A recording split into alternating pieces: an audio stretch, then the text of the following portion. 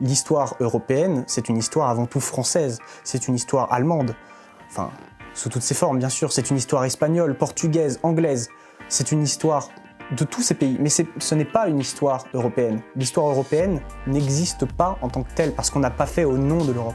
Et si la nation, c'est un héritage de réussite, un héritage de regret, comment est-ce qu'on peut construire quelque chose, l'Europe, qui n'a ni réussite ni regret à partager entre ses concitoyens?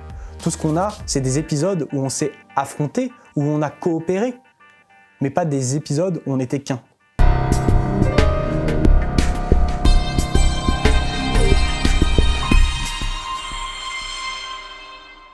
Bonjour Raphaël Venot. Bonjour. Bienvenue sur le plateau de la chaîne UE Le Référendum.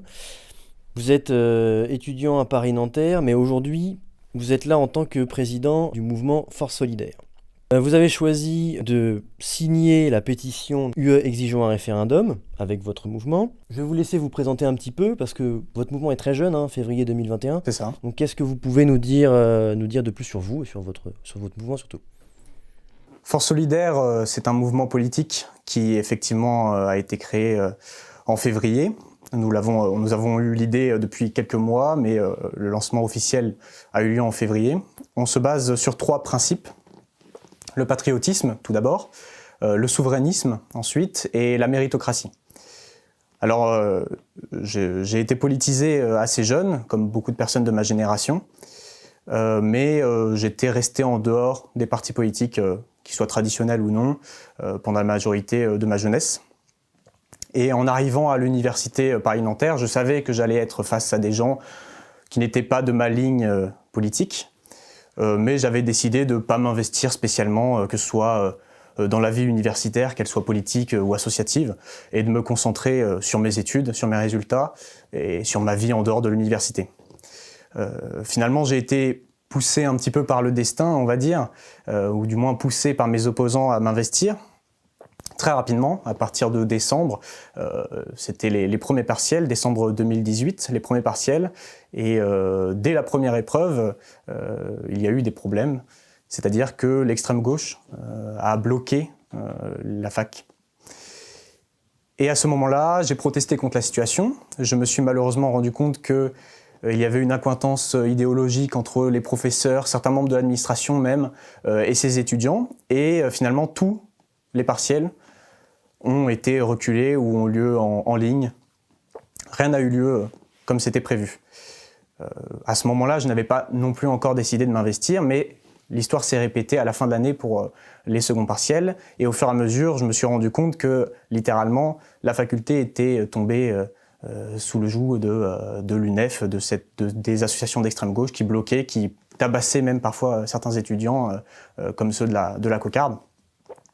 À ce moment-là, j'ai décidé de m'investir dans un mouvement politique, tout d'abord pour parler de ces problématiques, pour trouver une solution, parce que je savais bien que Nanterre n'était pas la seule faculté concernée par ce problème, mais j'ai été surpris de voir qu'en fait, aucun parti politique ne correspondait à la ligne que je défendais, à la ligne qui me semblait juste. Et comme on n'est jamais mieux servi que par soi-même, j'ai décidé de créer mon propre mouvement politique, donc Force Solidaire, avec des gens rencontrés un petit peu partout qui partageaient la même vision que j'avais de mon pays.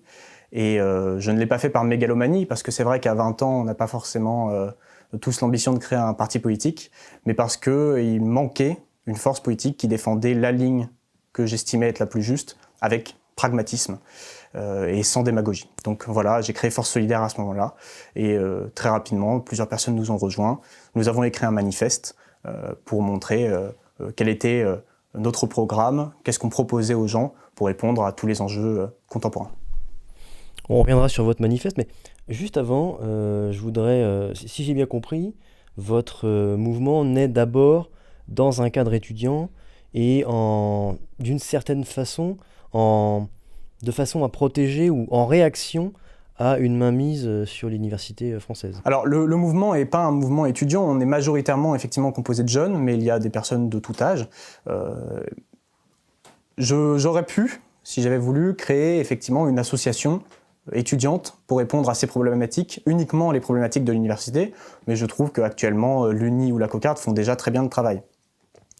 Ce que je voulais, c'était répondre à toutes les problématiques, pas seulement l'université, parce que c'est forcément une question qui m'est chère, mais il y a énormément de choses dont j'avais envie de parler et je n'avais pas envie de créer une association étudiante de plus qui ferait concurrence aux autres associations qui existaient et finalement qui, au bout de 3-4 ans de ma sortie de l'université, ne me concernerait plus tellement.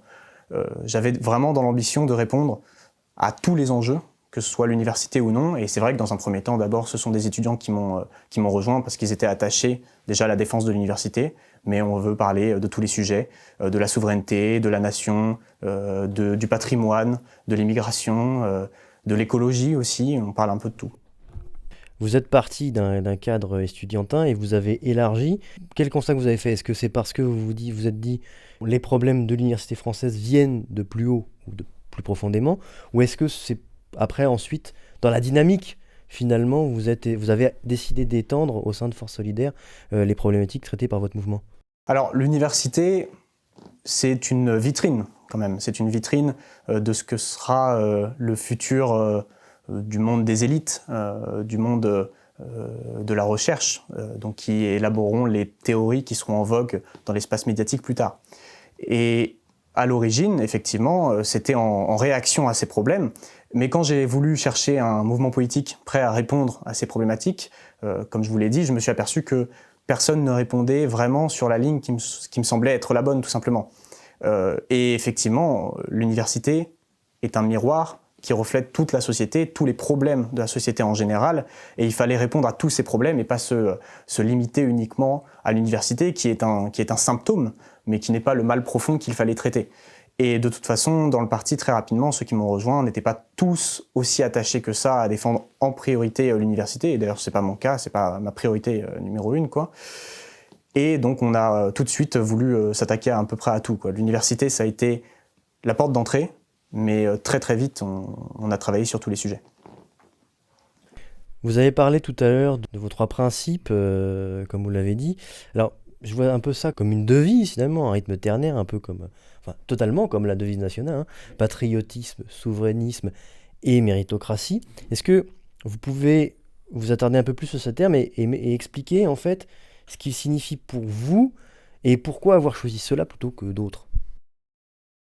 Alors, le patriotisme, c'est évidemment le premier mot de cette devise, de ces 3 principes. Le patriotisme, c'est l'amour de la patrie, c'est l'amour de la patrie qui est la terre des ancêtres, donc, mais c'est l'amour de tout ce qui constitue cette terre, cet héritage culturel. Je crois que c'était Balzac, hein, sauf erreur de ma part, qui disait que on a un héritage que l'on reçoit de nos ancêtres, un héritage culturel, un héritage, un art de vivre que l'on reçoit de nos ancêtres, de nos pères, qu'ils soient ancêtres d'ailleurs de sang ou d'âme, hein. Et cet héritage, on a le devoir de le transmettre. Sinon, ce serait tout simplement un vol pour les générations futures. Puisqu'on a reçu quelque chose, il faut maintenant le transmettre dans son intégralité. On ne va pas retirer toutes les pièces qu'on n'a pas souhaité apprendre. Donc on a déjà ce devoir de transmettre l'héritage, de le conserver, voire de l'améliorer, mais jamais de le réduire. Et le patriotisme, l'amour de la patrie, c'est aussi ce qui fonde la solidarité entre les acteurs de la vie politique dans le peuple, parce que c'est une âme qui nous transcende tous, qui transcende l'individu. Quand l'individu est seul, il ne peut rien. Avec le patriotisme, ça donne un cap, un objectif pour la France, et ce qu'elle a été et ce qu'elle pourrait être. C'est pour ça que le patriotisme est important. Et d'ailleurs, c'est le premier mot de notre devise, mais je considère que tous les partis politiques devraient se revendiquer du patriotisme. Parce que si un parti politique n'est pas patriote, c'est-à-dire qu'il n'aime pas la France, qu'il n'aime pas la patrie, comment est-ce qu'on peut lui faire confiance? Son objectif, en tant qu'acteur politique, c'est d'améliorer notre situation, c'est d'améliorer la situation de notre pays et des Français. S'il n'aime pas le pays, s'il n'est pas patriote, ça veut dire qu'il défend quoi? Ses intérêts ou les intérêts de sa communauté? En tout cas, pas les intérêts de la nation, et on ne peut pas lui faire confiance. Donc le patriotisme devrait être revendiqué par tout le monde, et c'est pour ça qu'on le revendique en premier. Pour le souverainisme, c'est tout simplement la liberté de la décision. On peut avoir toutes les meilleures idées du monde, si on n'est pas libre de les appliquer, ça ne sert à rien. Le souverainisme, donc, c'est la primauté de la décision nationale sur les instances internationales, l'Union européenne, puisque c'est la première dont on parle. Le souverainisme, donc, c'est une obligation si on veut répondre aux enjeux contemporains. Sans le souverainisme, sans la souveraineté, on ne peut rien faire. Et c'est pour ça que c'est notre deuxième valeur, c'est la liberté pour la France de choisir ce qui est bon pour elle, que ce soit en termes de politique migratoire, que ce soit en politique économique. Voilà, tout ça, on est obligé de pouvoir le choisir nous-mêmes, sinon aucune décision ne peut aboutir. Et enfin, la méritocratie, alors ce mot, peut-être plus que les deux autres, peut faire crisper, peut faire sourire, parce que c'est presque devenu un mantra, même pour certains de nos adversaires. La méritocratie, elle a été, malheureusement, travestie par des groupes qui ont considéré qu'on devait se baser uniquement sur les efforts ou sur la bonne volonté des gens pour leur assurer un traitement. Mais la méritocratie, ça n'est pas ça. Ça n'est pas basé sur le mérite et sur l'effort individuel. La méritocratie, c'est basé plus sur le verbe mériter. Alors, la nuance peut sembler presque absurde. En réalité, elle est capitale. Qu'est-ce que ça veut dire mériter quelque chose, mériter un traitement? Ça veut simplement dire qu'il y a un accord entre les compétences attendues, les compétences réelles et le traitement assuré à la personne. C'est-à-dire que pour un poste, parce qu'on va prendre l'exemple du monde de l'entreprise, parce que souvent on parle de ça, c'est la personne qui est le plus adaptée à ce poste, peu importe pourquoi il est plus adapté que d'autres. Est-ce que c'est parce qu'il a plus travaillé? Est-ce que c'est parce que intellectuellement il fonctionne mieux naturellement? Est-ce que c'est grâce à ses origines sociales? Qu'importe. L'important c'est qu'au moment où on choisit à qui l'on donne le poste, ce soit la meilleure personne, la plus compétente qui doit être, à qui on doit donner ce poste. Et la méritocratie donc s'oppose bien sûr à toutes les politiques de quotas, de discrimination positive, qui est une absurdité en soi, puisque une discrimination positive, c'est forcément une discrimination négative à l'encontre d'autrui. Donc voilà, la méritocratie, c'est simplement ce qui permet à une société efficace d'exister. Et je pense que c'est en permettant à tout le monde aussi d'avoir des opportunités, non pas une égalité de résultats, mais une égalité de chance à l'origine, qu'on peut permettre une vraie méritocratie et d'avoir une société donc efficace, qui fonctionne bien et productive. C'est intéressant parce que vous avez assez largement insisté sur le fait que tout parti devrait être patriote par nature. Sauf que si ça fait partie de votre devise, c'est que ça ne va pas de soi. Alors, qu'est-ce qu'il faut en tirer exactement comme conclusion? Ce qu'il faut en tirer, c'est l'évidence même, malheureusement. C'est ce que beaucoup perçoivent. C'est qu'on a des acteurs politiques, actuellement, pas forcément toujours au premier plan. Ce serait peut-être faire un procès d'intention que de dire que les acteurs du premier plan n'aiment pas la France, mais on a des acteurs politiques qui agissent, qui semblent défendre des intérêts qui sont autres que ceux de la patrie, tout simplement.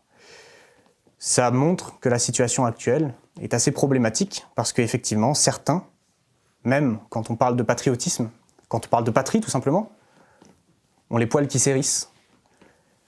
Ils ne sont pas à l'aise avec ces notions-là, et peut-être que pour eux, la France est une chose qui doit être dépassée. Donc oui, ça montre une réalité assez triste qui fait que une partie actuellement des acteurs politiques ont avant tout envie de défendre d'autres intérêts que ceux de la France.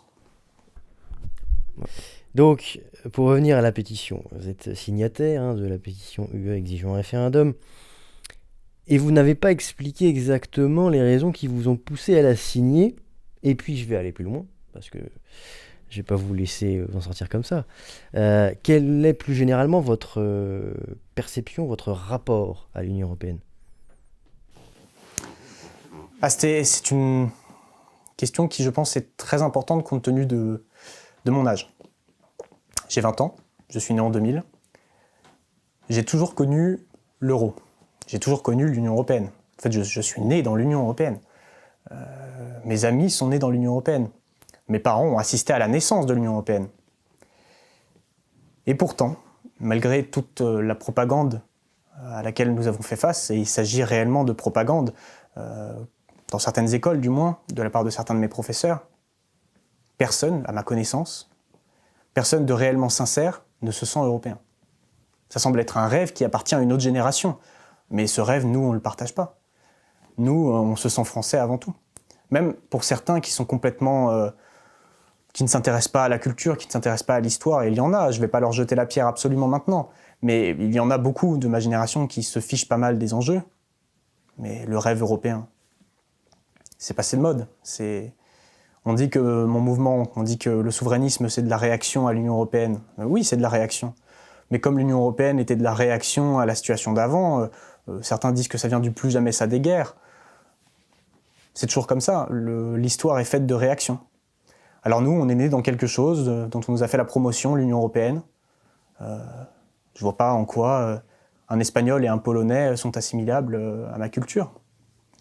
Donc, pourquoi est-ce que je soutiens et pourquoi Force Solidaire soutient ce référendum, cette pétition qui demande un référendum? C'est très simple. On se base dans le souverainisme, dans la liberté de décision. La France, actuellement, n'est pas libre de choisir ce qu'elle veut faire. Souvent, les gens arrivent au pouvoir et on a l'impression que c'est toujours le même type de politique. Évidemment, la forme change, mais on nous pousse vers une intégration européenne. Les directives européennes nous poussent vers toujours plus d'européisme. Et pourtant, même les européistes les plus convaincus, du moins ceux que je fréquente et ceux que je lis, sont forcés d'admettre que pour l'instant, le rêve européen est un échec. À cela, il y a deux solutions possibles. Soit on dit on arrête tout. On arrête tout, c'est plus possible, ça ne marche pas, on voit bien que ça ne marche pas, on fait tous les efforts possibles, mais ça ne marche pas. Soit on dit non, mais si ça ne marche pas, attendez, c'est parce qu'on n'est pas encore au bout. Il faut construire la nation européenne. Mais je ne suis pas sûr qu'une construction absolument artificielle aura lieu. On nous dit, oui, mais l'histoire européenne, l'histoire que nous avons en commun, fonde la nation européenne. Mais s'il y a une histoire européenne, il faut voir qu'elle a été faite par une rivalité entre les nations européennes. On n'a rien fait pour l'instant, avant la création de cette Union européenne, on n'a rien fait au nom de l'Europe. Les pays se sont alliés. On a fait au nom de la chrétienté. Mais on n'a pas fait au nom de l'Europe. L'histoire européenne, c'est une histoire avant tout française, c'est une histoire allemande. Enfin, sous toutes ses formes, bien sûr, c'est une histoire espagnole, portugaise, anglaise. C'est une histoire de tous ces pays. Mais ce n'est pas une histoire européenne. L'histoire européenne n'existe pas en tant que telle, parce qu'on n'a pas fait au nom de l'Europe. Et si la nation, c'est un héritage de réussite, un héritage de regret, comment est-ce qu'on peut construire quelque chose, l'Europe, qui n'a ni réussite ni regret à partager entre ses concitoyens? Tout ce qu'on a, c'est des épisodes où on s'est affronté, où on a coopéré, mais pas des épisodes où on n'était qu'un. La devise de l'Union européenne, c'est « unis dans notre diversité » ou « unis dans la diversité ». Alors c'est bien beau, c'est un beau slogan, hein, la diversité est formidable. Mais on n'est pas unis dans la diversité. On est unis par ce qui nous rassemble. Certes, il peut y avoir une diversité, mais pour qu'il y ait la diversité, pour qu'il y ait d'abord l'union, il faut d'abord qu'on ait un point d'ancrage. Qu'est-ce que c'est que le point d'ancrage de toute l'Europe pour le moment? La chrétienté? C'est passé de mode apparemment, malheureusement. Mais encore dans la chrétienté, on a le catholicisme, on a l'orthodoxie. On n'a pas de création réellement qui fait que toute l'Union européenne est un seul peuple uni. Donc cette création purement artificielle qui appartient à une génération d'avant, une génération un peu hors sol, qui est née d'un traumatisme, je pense, d'une honte d'être français. Certains disent que ça vient de la défaite de 40, peut-être. Mais on nous dit la France est trop petite. La France doit être dépassée. Vous voyez bien que par rapport à la Chine ou aux États-Unis, on est tout petit. Mais attendez. On est tout petit, mais le rêve de la France, est-ce que c'est de finir comme la Californie? C'est d'être un État dans une grande fédération? Mais si on est si petit, si on est si ridicule, pourquoi est-ce qu'on est encore le premier pays, malgré notre taille réduite, le plus visité dans le monde? Pourquoi on est le pays le plus visité dans le monde? Alors que les États-Unis sont beaucoup plus grands. La Chine aussi, il y aurait tellement de choses à voir dans ces pays qui sont immenses. Pourtant, les gens vont en priorité en France. Alors, je cède un petit message. Attention, ne nous reposons pas sur nos lauriers. Hein.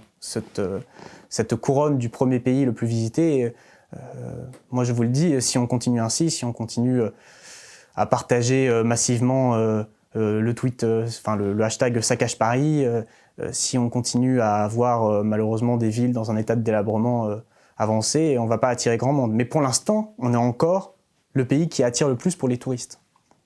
Donc malgré notre taille ridicule, on a bien une qualité, on a bien une qualité propre. Est-ce que ça nous importe tant que ça d'être grand, d'être immense ? Certains se prennent à rêver nos anciens jours de notre empire. Qu'importe. L'important, c'est la situation des Français. C'est ce qui fait ce que nous sommes. On n'a pas à rêver d'être aussi grand que la Chine. La Suisse est toute petite, elle n'est pas au sein de l'Union européenne. Et pourtant, elle se débrouille bien. Ses citoyens vivent bien. Bon alors, il faut revoir nos priorités. Et ce rêve de l'Union européenne qui ne nous appartient pas, qui n'appartient pas à ma génération, eh ben, il est temps de le remettre en question parce que si on a quelque chose à défendre, c'est notre héritage. Et l'héritage, il est français, il n'est pas européen. C'est marrant parce que vous avez commencé sur un discours qui ressemblait beaucoup à un matérialisme dialectique. Vous êtes en réaction à une superstructure dépassée et vous avez fini sur une note un peu plus poétique. Et c'est très bien parce que, bon, Raphaël, je vais vous poser une question un peu personnelle. Quelle est l'opinion de votre entourage vis-à-vis de votre position politique ? Alors tout d'abord, mes influences sont multiples, donc je finis peut-être que sur de la poésie, mais avant tout, pour moi la France c'est quelque chose, c'est une âme, c'est un concept, mais c'est quand même quelque chose qu'il vaut le coup de défendre, peu importe la marge de l'histoire. Et d'ailleurs, je pense que la marge de l'histoire est au retour à la nation. Mais bon. Pour la question personnelle, comment est-ce que mon entourage réagit à ma position sur l'Union européenne ? J'ai la chance d'avoir un entourage assez ouvert. Je ne dois pas dire que c'est un entourage qui soit complètement anti-Union européenne. C'est même, pour ma famille proche, plutôt des personnes qui sont séduites par le rêve européen. Comment est-ce qu'ils réagissent ? Eh bien, c'est vrai que quand je dis patriotisme, souverainisme ou méritocratie, patriotisme, on me l'accorde. On dit oui, c'est bien, la défense de l'héritage, la défense du patrimoine, c'est quelque chose que les gens sont prêts à entendre. La méritocratie, déjà, ceux qui sont un petit peu plus, on va dire, dans une dynamique socialiste, vont se dire oui, mais c'est un rêve. C'est peut-être un rêve, en tout cas un objectif. Et le souverainisme, on va me dire, mais voyons, l'Union européenne, c'est fantastique, c'est la fin de la guerre, l'Europe, c'est la paix. On va nous dire l'Europe nous apporte un poids diplomatique. Ce qui est marrant, c'est qu'on ne nous prouve jamais ça. On peut très bien poser les enjeux du débat. On leur dit, bon, la France est contributeur net, tout le monde le sait. La France, enfin j'espère, la France paye plus que ce qu'elle ne reçoit de l'Union européenne. À partir de là, il faut prouver les apports de l'Union européenne. Nous, on a déjà prouvé qu'il y avait une perte. Maintenant, il faut prouver qu'il y ait cette importance diplomatique, qu'il y ait un intérêt économique avec le libre-échange et la fin du protectionnisme.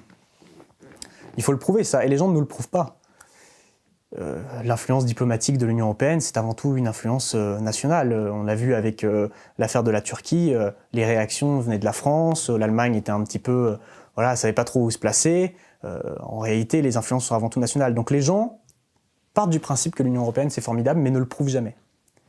Quand on échange un petit peu avec eux, c'est vrai que c'est sur l'Union européenne parfois que ça coince. Alors mon entourage, comment il réagit vraiment ? On va dire que la plupart sont prêts à écouter, mais c'est vrai qu'il y en a certains qui sont en opposition directe, parce qu'il y a eu un matraquage qui a lieu depuis longtemps, je pense, et dont j'ai été plus ou moins victime aussi.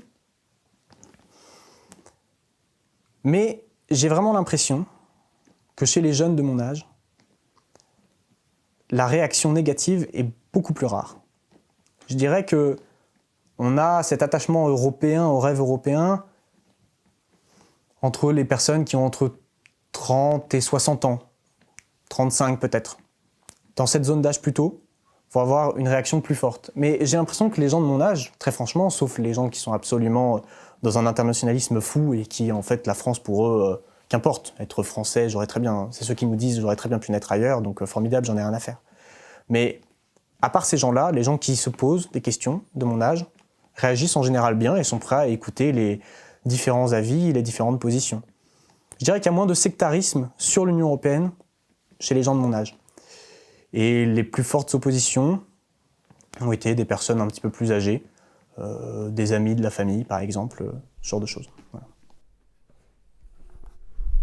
Je dirais que c'est parce que on fait partie d'une génération, vous et moi d'ailleurs, qui a payer les conséquences de la plus grande expérience en physique de l'Union européenne, c'est-à-dire elle a réussi à démontrer qu'il était possible d'avoir un poids négatif, puisque ça s'appelle le chômage et la pauvreté. Alors, on va bientôt se quitter, Raphaël. J'ai une dernière question à vous poser qui concerne l'engagement militant. Qu'est-ce que c'est en 2021 pour vous d'être un jeune militant? Et surtout, quand on est jeune militant en 2021, comment on se saisit de la pétition, comment on se saisit du référendum? Parce que pour nous, ce serait le premier, puisque le dernier a eu lieu il y a 16 ans. Donc on ne pouvait pas voter. Pour nous, ce serait le premier. Comment l'envisager? Tout d'abord, le militantisme en 2021 pour un jeune, je ne suis pas la meilleure personne pour répondre à cette question. Parce que, certes, j'ai été politisé tôt, mais je n'ai pas voulu, dans un premier temps, m'engager dans les différents partis politiques. Je voulais rester indépendant et j'ai créé le mien. J'ai sauté les étapes, en réalité. C'est-à-dire que j'ai eu quelques amis militants où j'ai un peu appris d'eux, mais à l'origine, j'étais globalement politisé dans les idées, mais pas forcément dans l'action. Et je suis passé de ce statut-là à président d'un parti politique. Donc, moi, je peux vous parler de mon quotidien. Beaucoup de pression, beaucoup de travail, savoir jongler avec des concepts et en même temps des gens qui ont des affects, qui ont des choses à faire dans leur vie. C'est beaucoup de travail, beaucoup de pression. Nouer des relations quand on vient d'un milieu qui, certes, est plutôt correct comme le mien, mais où on n'a pas forcément des contacts partout. Il y a énormément de travail. Alors, avec le Covid, en plus, ça n'a pas facilité les choses. On n'a pas pu tout de suite faire du démarchage dans le réel, ce qui est assez important pour moi, le réel. Donc, être militant en 2021, c'est avant tout, je l'espère, être le moins possible dans une démarche sectaire, plutôt dans une défense d'idéaux, des idéaux qu'il faut mettre à l'épreuve. Pour faire en sorte que les jeunes se saisissent de cette pétition, comment faire ? Eh bien, il faut tout simplement, je pense, faire comme pour toutes les actions politiques, leur montrer que si on est dans une démocratie, et puisqu'on dit toujours qu'on est dans une démocratie, eh bien, c'est à chacun, c'est le devoir citoyen de chacun de s'investir dans la vie politique. Et exiger un référendum, c'est renouer avec le fondement de la démocratie, qui est l'expression du peuple. Alors, faire en sorte que les jeunes se saisissent, ça doit passer d'abord par l'explication de ce que nous sommes, français. Ça doit passer par de la communication médiatique, des débats, beaucoup de débats. Avant d'espérer un référendum, il faut d'abord opposer les visions à tous. Des débats qui soient de haut vol et en même temps accessibles aux plus jeunes. Et à partir de là, une fois qu'on sera dans un environnement qui permettra à tous de répondre à ces questions, parce que les jeunes font face à énormément de problématiques aujourd'hui. On parle de la situation des étudiants avec la crise, qui pour certains est catastrophique. On parle, depuis qu'on est tout jeune, de la crise climatique à venir, qui fait peur à beaucoup. Certains réagissent avec force à l'immigration de masse, qui peut parfois sembler presque agressive pour les gens de mon âge qui sont dans certains quartiers. Il y a énormément d'enjeux pour la jeunesse de nos jours, et c'est vrai que l'Union européenne, pour certains, n'est pas la priorité. Alors il faut mettre en place un environnement où toutes ces questions ne sont pas ignorées, mais où on les lie légitimement à la problématique de l'Union européenne. Et une fois que tout ça sera mis en place, je pense que les jeunes se mettront en avant d'eux-mêmes et je pense auront envie de participer, parce qu'on a quand même une génération qui peut être critiquable sur beaucoup de points de vue, mais qui a quand même une volonté d'engagement qu'il faut exploiter. Donc c'est à nous maintenant d'exploiter cette volonté d'action et de leur permettre de s'exprimer le plus possible, quoi. Voilà. Raphaël, ça me déchire de vous le dire, mais vous avez épuisé toutes mes questions. Donc, en tout cas, je vous souhaite un excellent lancement, parce que vous êtes encore dans la phase de décollage. Dans la phase de lancement, oui. Et la plus difficile, mais surtout, la plus belle. Difficile. Mais après, il faut tenir dans le temps. Bien sûr. Peut-être que dans le lièvre et la tortue, mieux vaut être la tortue que le lièvre. Merci Raphaël. Merci à vous.